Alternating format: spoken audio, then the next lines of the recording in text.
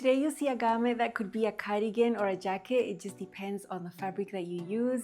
Many options here. The fit is incredible. I'm so happy with how mine turned out. Looks super elegant in my opinion. Stay tuned. Hi sewing friends, I'm Karina from liftingpinsandneedles.com. Welcome to this channel that is all about sewing, limitless sewing, and today I have a pattern to share with you that could be a cardigan or it could be a jacket. In my eyes it looks more like a jacket. It just depends on the type of fabric that you use, because yeah, it could look like a cardigan as well. What I'm talking about is a new pattern from Itch to Stitch. This pattern is called Teifi. It might actually be a river, the Teifi river. I always have to Google these names because I find that they're not that easy to pronounce, at least for me, so I hope I'm saying it correctly. Teifi. I'll try to remember that. And it's super beautiful. It's got super classic features. It's got a little collar. It's buttoned down. The way that this is finished is easy because that button placket is integrated onto the front piece. So you just interface that section in the center, fold it in. The way you finish this area of the collar with the button placket also is super doable, super easy. If you're doing a full bust option, you're going to have a bust start over here. If you're doing the regular bust option, you won't have a bust start. Patch pockets on the front, flaps there, very nice. Regular sleeve, just a long sleeve. You can also do a short sleeve. The back is simple, it's cut on the fold, and you have two lengths to choose from. One is cropped. It'll be about the natural waist, maybe an inch lower than the natural waist, and then the second length is also a bit shorter. It hits at the high hip. Because the Teifi cardigan slash jacket is a brand new pattern at Itch to Stitch, it'll be 20% off during its first week. That goes through next Monday, the 4th of November. I will have my affiliate link pinned at the top of the comment section. Super easy for you to find there.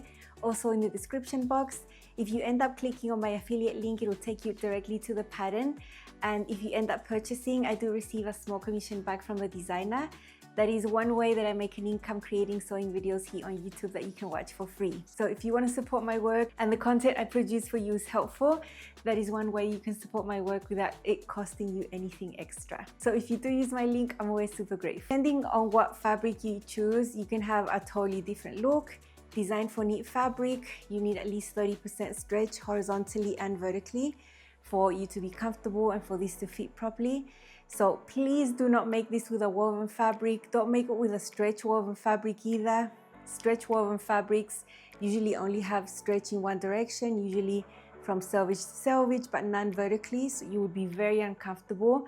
Your sleeve would not fit to begin with. Your armhole would be super uncomfortable. I would suggest you respect the fabric recommendations here. Good fabrics to use would be medium weight fabrics. Ponte Roma, a sweater knit, a nice French terry, a stretch velvet would work. Scuba suede would also work, a scuba. So those types of fabrics. Don't use ITY, rayon spandex, bamboo spandex, modal. That's not gonna work. It's just too light, too flimsy.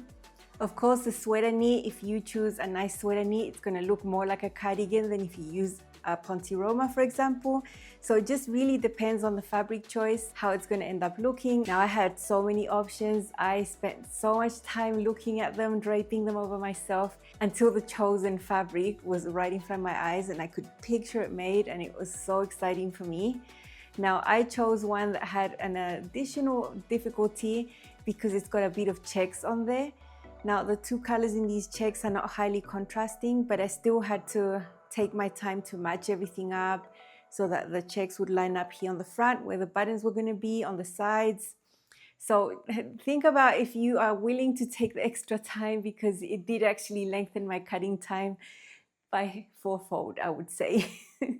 Other notions you need are a little bit of fusible interfacing. Tricot knit interfacing is recommended for the center of the placket, for one of the layers of the collar, the tops of the patch pockets, and the pocket flaps.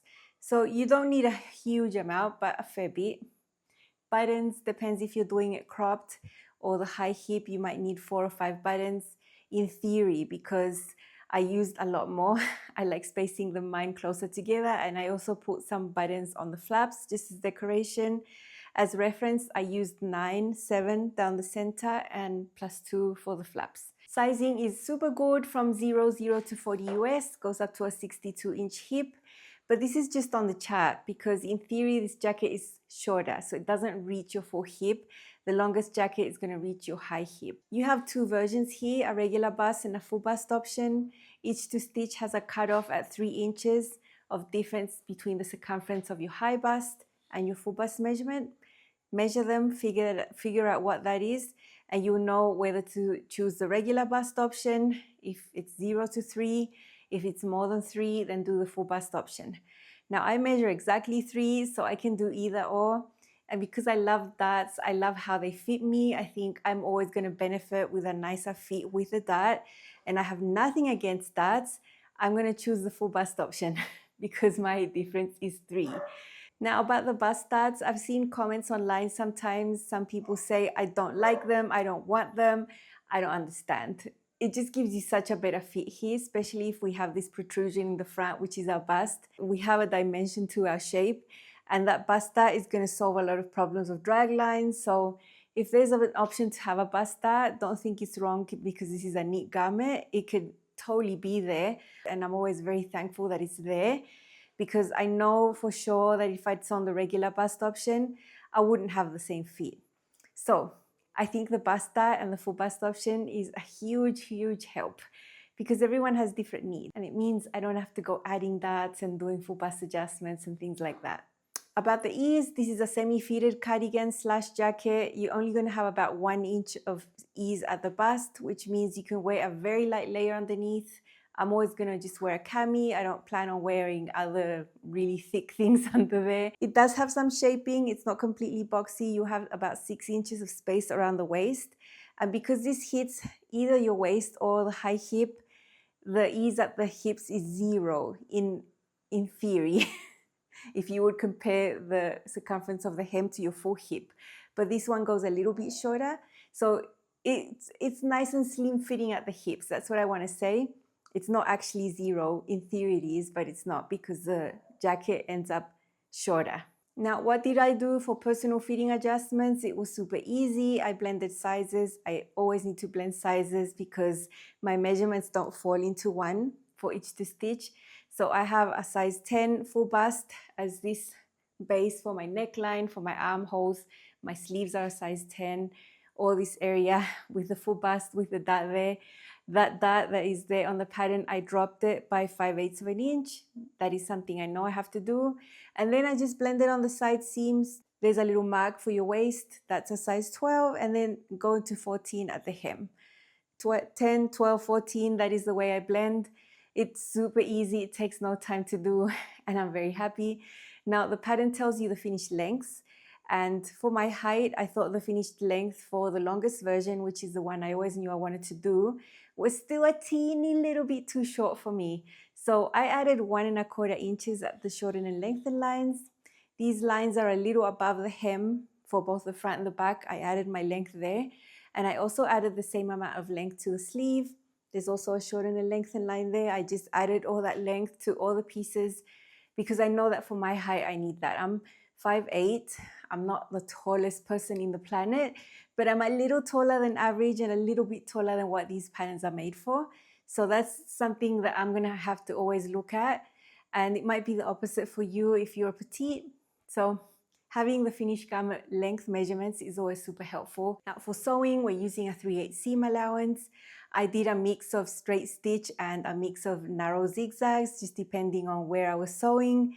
I have the full step-by-step sew along over on my Patreon page because that is the pattern that won the votes for the October sew along. I do one every month on my Patreon page for the orchid tee, and it's super detailed, super in-depth. So you're welcome to join. You can be there for a little bit. You can leave whenever you want.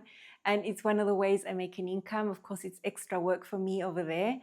But I really believe I have to work to make an income. So all that extra work over there is very well worth it. It's one way that you can support what I do over here too. A lot of the earnings I generate on Patreon is like my salary, and I also am able to upgrade and keep this channel going with great equipment, great lighting, sound. I have to upgrade cameras, all that sort of thing. I will still show you a summary, and the most interesting bit for me is how to join the collar to the neckline. So let's see.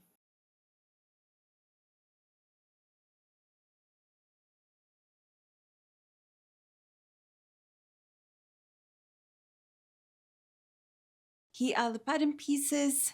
This is the sleeve. It's a one-piece sleeve. It's nice and long. This is the front. The front is interfaced here in the center. This is where the buttonholes are going to be. It's a button-down cardigan. There is a bust-out here because I'm doing the full bust option. But if you're doing the regular, then you won't have a bust-out. This is a patch pocket. The top of the pocket has been interfaced. Pocket flaps over there. There's 2 layers each, one interfaced, one isn't. The non-interfaced layer is underneath right there. The back is simple, it's cut on the fold, stabilized shoulders right there with a bit of interfacing, and the collar pieces. Collar pieces are 2, one interfaced, one is not interfaced. I'm using a super pretty fabric. It's got some checks.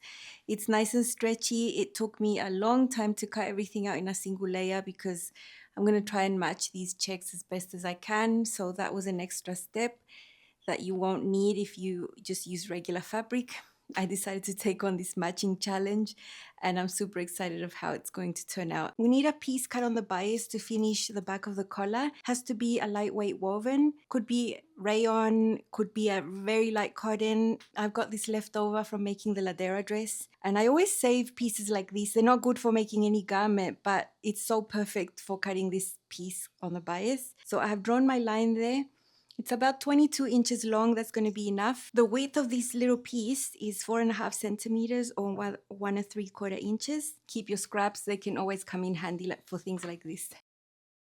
For this project, I'm going to be using a jersey needle 90/14. That was the one in there. That's the one on my machine right there.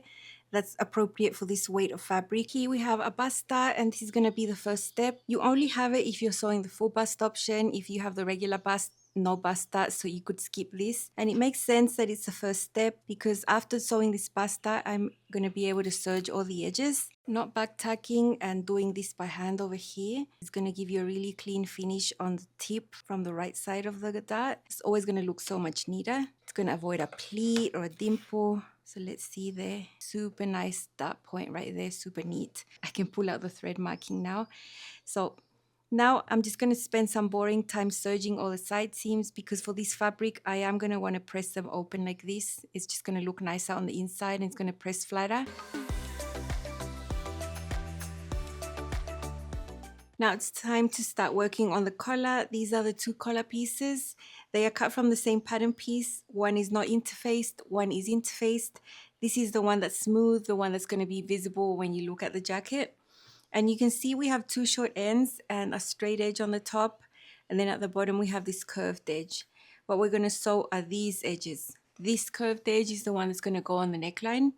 It'll be easy to identify because you have a little mark in the center and then little marks further out. These marks are going to match the shoulder seams. So let's get this sewn with 3/8 seam allowance. Now we're going to fold the corners so they turn out nice and sharp onto themselves towards the non-interfaced collar.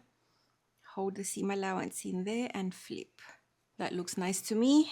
So this is my interface side. You know what I'm using for this project, just a bit of thread. So it's going to be super easy to remove later. This is so I don't get confused when I sew this onto the neckline. There's my pink thread that's going to let me know that this is the interface side of the collar. Okay, here's our collar all neat and tidy. The raw edge is now on the top part. This is the side that was sewn. And those little marks I had on the inside, I can't see them now. So I've put pins there instead. Now remember I marked my thread. That means that this is the side that's interfaced. The side that's interfaced, that's the one you want facing up. This is our neckline. It's right sides up. I have a pin in the center back. You want the non-interfaced collar to touch that one right sides together. So that's how we're going to place it. Interface collar is going to be up and the under collar is going to be down, touching the neckline. I'm going to match up the center back with the center back over here. The next pins need to match the shoulder seams right there. And then the edge of the collar needs to match a mark that you have on this side. You have the interfaced area. Further down, you have the buttonhole marks. Right there on the top of those buttonhole marks, there's also a little mark, and that's where the collar has to reach. It's about 1/2 inch away from the interface side. You'll find that on the pattern. You can see my red line there, and that is where the edge of the collar should reach. I'm gonna match it up right there and put a pin. Okay, here we have it pinned. Now it's time to sew. At the back here, it's super curved, so we need to be careful touching that we don't get any puckers right there. It all fits 1 to 1. I'm sewing this with a straight stitch. You know, your neckline and your collar is not an area where you would expect there to be stretching. At least I wouldn't want there to be stretching in the first place. Now we're meant to baste the collar on to the neckline with a 1/4 inch seam allowance. I have learned from experience that thicker fabrics like this one, I have a really hard time keeping a tiny seam allowance like that, and the fabric tends to shift a little bit more. So I'm going to sew it at 3/8. There's another step that comes later that also uses 3/8. I don't mind sewing right on top of the seam I already have. I'm just going to be accurate. So this is how this should look. It should be super symmetrical. The center front over here where the interface side, if you align them here, you can see the collars reach the same point right there. So that's good. Now I'm going to remove this thread because I've already sewn the collar correctly. I'm going to get my strip of bias tape and just fold it in half. I've got a pin there to mark the center back, and I'm just going to align this one. Now this is right side together with the collar here, and we're going to pin it here. Now this would be the definite stitch if you had done the basting stitch before at a 1/4 inch. But with thick fabric like this, I really can't keep an accurate small seam allowance, so I just did it at 3/8. It'll be fine. I'll just do another seam at 3/8. Now once I get to the edge where the collar is, I'm going to keep pinning and then trim the excess away. Okay, now that we've got the bias strip pinned right here, another seam. Now one thing I don't think you should try is just doing one seam, like just pinning the collar and then pinning the strip on top and just doing one seam once, because your collar might not end up exactly where it has to be, it might shift a little bit. Now what we need to do is wrap the binding around the seam allowance. Now you can see that over here there's an excess of length. Now if you wanted to, you could fold this edge that's raw by 3/8 and then wrap around, but it would just be added bulk, because at a later stage we're going to be top stitching that down like this.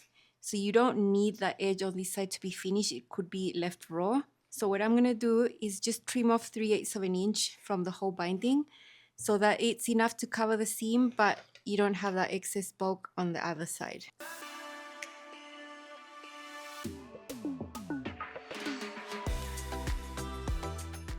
I've taken my time to hand baste this down. It's keeping that bias tape in place. We can't really top stitch and finalize that at this point, so you need this temporary thing right here. Doesn't take much of your time. Now what we have to do here is fold this way, but I have to mention this edge here of the center front where the placket is going to be seen when you wear the jacket open, so you need to be happy with how that looks. I just serged it. It was super easy. I think the serger thread is exactly the same color as my sweater knit and it blends in beautifully. It doesn't look ugly. But if you're not too happy, and I didn't have matching thread or anything like that, I would just bind this and then it would look neat. I would use the same fabric I did to create that one to make some binding for this side, just a suggestion. So along this line here of thread that we see, which matches the interface side, that's where the fold line is going to be. So the collar doesn't reach the edge completely. And now we need to sew this little bit using 3/8 seam allowance. You have to be careful to sew a tiny below that area of the binding. So we don't want to sew a smaller seam allowance than the binding. So we have to be super accurate with the 3/8 seam allowance here to sew this little bit right here. And this is on both sides. Now now we can flip this. And that's how it's going to look there. We have that little bit that's free and the collar is coming from there. Now you can see that this integrated facing is going to cover that bound area right there. Okay, I've been doing a lot of hand basting. I've hand basted all of this button placket down. I've hand basted the hem. I did it all in one step. So what we're going to do now is sew this section of the button placket from the top to the bottom. Then we're going to top stitch this down. That's going to keep that in place, and then we can remove that basting stitch. And then we're going to sew the hem. This button placket is supposed to be sewn at 4 centimeters or 1 5/8, and I have a line there that I'm going to follow. I'm using a straight stitch for this. Now that this is sewn all the way down, now we're going to push that binding down, that right there, and then sew right there on the edge, catching all the layers, and that's going to fix the binding in place. It's also going to finish the edge of the collar super neatly. It's a bias piece because it has to go through all of this curve, so this wouldn't work with just a fabric cut on a straight of grain.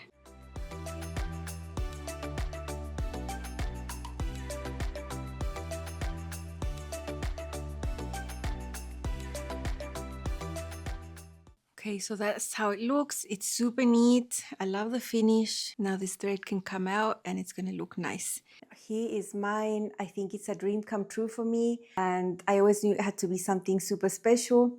I'm very happy I have more fabric. I have enough for a skirt, so someday this will be a really nice set. And look up close, the checks. It's just so beautiful. There's a little bit of lurex metallic golden thread weaved in there. Very subtle, it's not in your face, and it's gorgeous. I love my binding finish there for the collar. I think it turned out amazingly with the cotton linen I had left over from making a dress. Very nice finish. I think it's beautiful on the inside and the outside. Now the edge of my button placket here, I serged it because my serger thread matches beautifully, and this is textured fabric where the serger doesn't really stand out. But if you are the type that uses colorful, mixed up color threads, or you just use white with everything, then I don't suggest you just serge this because you might see it when you wear your jacket open. I would suggest you bind this edge to match the binding on the collar. That would be an extra step for you. I think it's important to think about how your garments are going to look when you wear them outside, because, you know, your jacket falls open and there's ugly serger thread there. It could just make your garment look off. All this effort to have a finish that might not be the best. So think about how you're going to finish the center of this placket. In my case, I didn't really have to think much because it was super easy and my fabric was very helpful this time. Here are my patch pockets. I made sure to line up these checks like this and like that. It just took a little bit of extra thinking time to get them to match up. And here are the flaps, little buttons. Look at these buttons. They are so pretty. I love how they look. I'm never going to button up all the way up to the top. I'll probably just button up to here. And regular sleeve. The hems are super discreet with this fabric as well. They sort of just blend in. You can't really see them. And it was such a nice fun make. Here is my basta on the inside. So nice. Now, what can I say about garment construction? It was all very logical, very easy to do.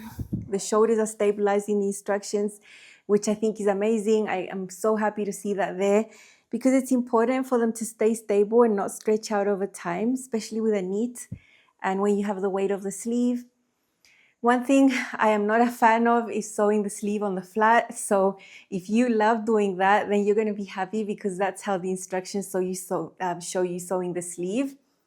Whenever I see that in a pattern, I'm like, I just don't see it. I didn't see that. I just sew the side seams and then I sew my sleeves separately and I set it on the round.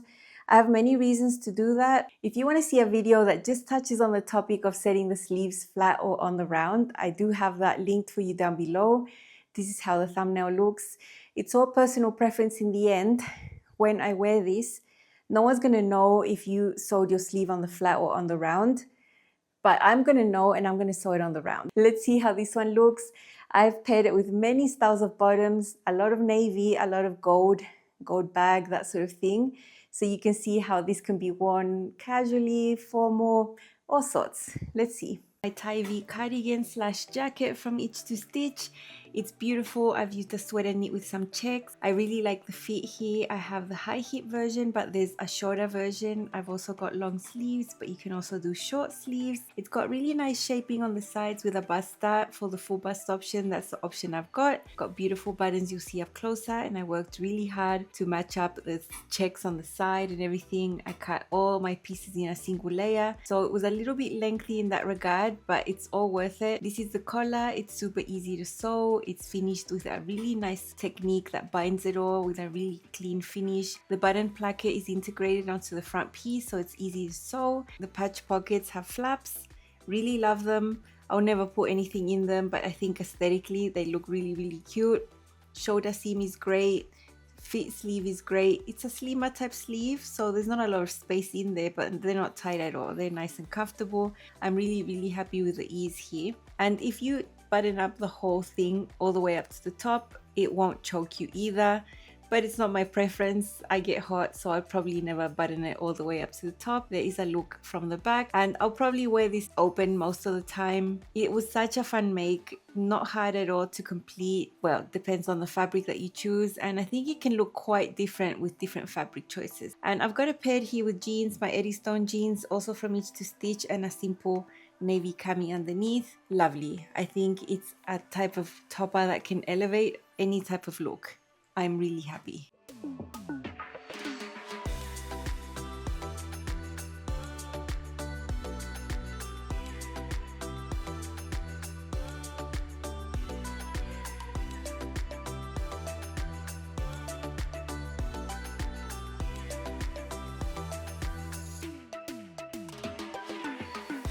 This is another style of bottom, though we're keeping things a little bit navy. This is a longer wrap style skirt in linen, super pretty. Now, because this jacket is a little shorter, I don't think it interferes with the volume of the skirt, and I think the sandals look really nice. Now, this is a type of cardigan for me that is not too heavy, so I could perfectly pull this off for spring and autumn. And I really love the navy with the beige and neutral tones here. I think it's really pretty, and I'm really glad I took a chance on this beige sweater knit because I had other options that were more colorful. I'm trying to bring the neutrals in, and I think this is a really classic look, and I feel great, just great. The beige and the navy is just really pretty. I've got a gold leather bag there to spice it up a bit. Love the look.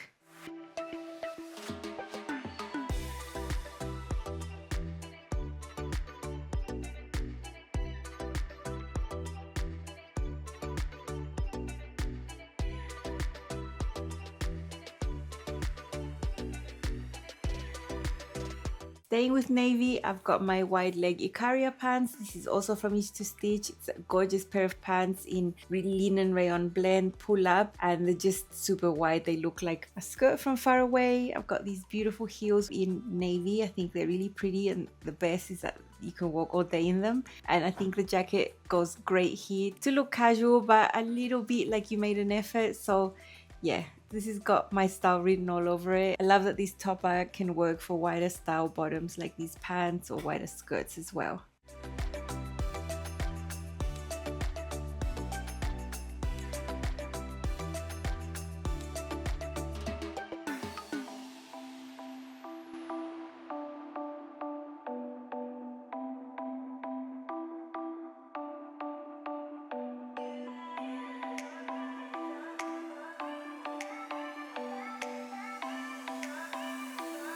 This is the most casual look, but the Teifi cardigan dresses it up a little bit. I've got beautiful sneakers in beautiful tan, beige colors there. Super comfortable. My navy cami and my denim skirt. The Teifi cardigan is just precious on top. I think it looks really good, and I'm so glad I have so many options to wear this garment.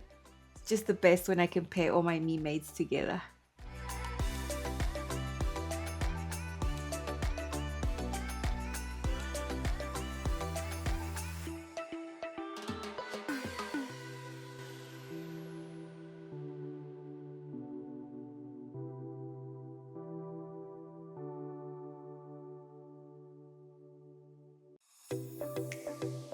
Now, more dressed up looks. This is something I would definitely wear to church. I have this caramel pencil skirt in a scuba suede that looks really good with a neutral tone here in the cardigan.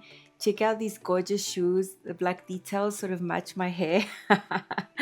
I love it so much. I can't wait to wear this out in real life. I feel like this is a really nice, elegant look for me, and it makes me feel amazing. Love it so much.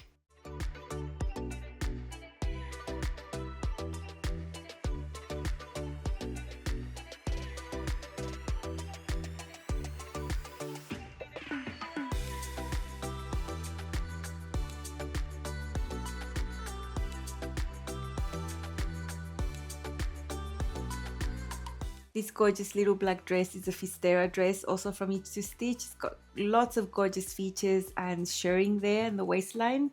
Beautiful. Beautiful on its own, but it can be even more beautiful with my Teifi cardigan on top.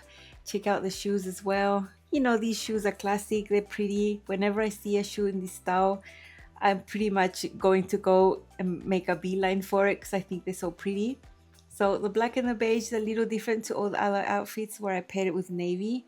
I think I can dress this in many other ways, but I came up with these 6 looks for you to see.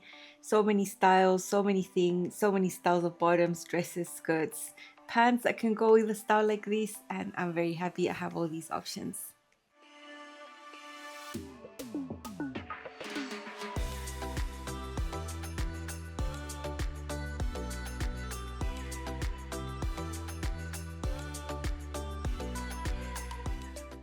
I'm so happy with this one. The fit is amazing. The sewing experience was really good.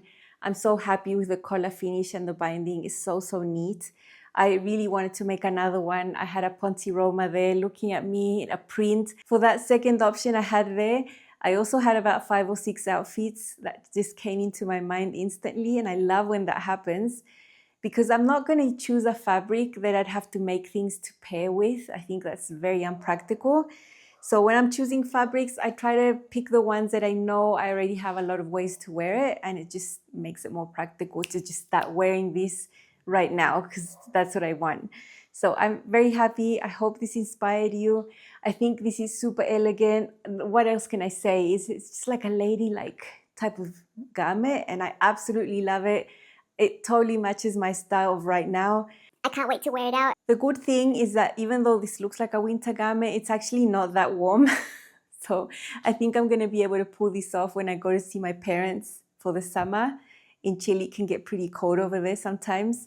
So yeah, I won't have to wait till it's winter to be able to wear this. This was just a dream come true. I really love how it turned out, just like I dreamed. Don't forget to check out the Teifi cardigan / jacket over at Itch to Stitch. I think it's an amazing pattern. I'm sure you're gonna really enjoy it. I think it's a great style to wear over wider leg bottoms, skirts and pants because it's a little shorter. I think it could be super practical, and I'm so glad to have mine. Highly recommend. The quality of these patterns is amazing. You're not going to be disappointed. That's all from me, and I'll see you again super soon with more sewing content here at Lifting Pins and Needles. Bye and happy sewing.